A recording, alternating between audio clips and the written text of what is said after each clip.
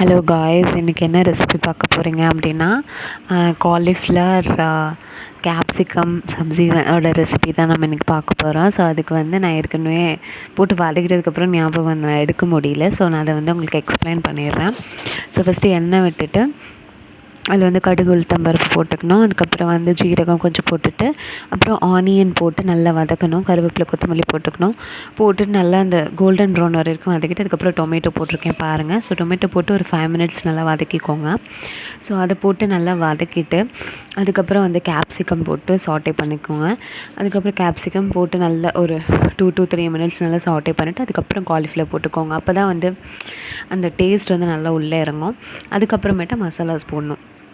ஆக்சுவலாக காலிஃப்ளவர் வேக வைக்கும் போது மஞ்சத்தூள் போட்டு வேக வச்சுட்டேன். அதனால தான் உங்களுக்கு எல்லோயிஷாக தெரியும் அது.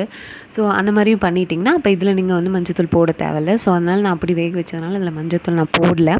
உங்களுக்கு வேணும்னா நீங்கள் போட்டுக்கோங்க, ஓகேவா?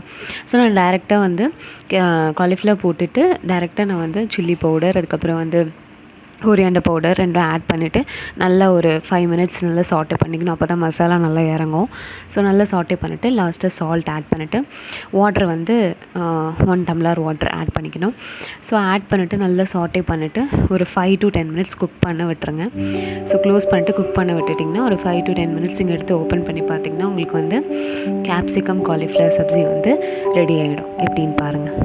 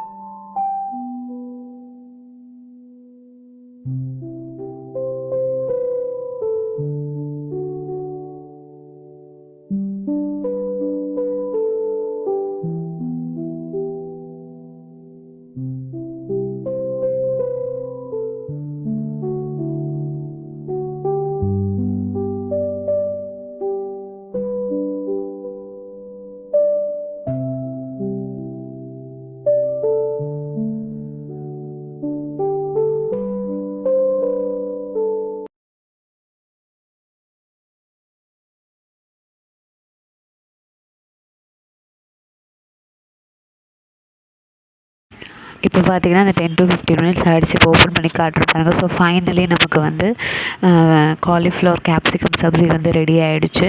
ஸோ இதை நீங்கள் வெஜிடபிள் ரைஸோடு சர்வ் பண்ணலாம், இல்லை எதாவது டிஃபன் ஐட்டமோட சர்வ் பண்ணலாம். அவ்வளோ நல்லாயிருக்கும். ஸோ ட்ரை பண்ணி பாருங்கள். It's very healthy.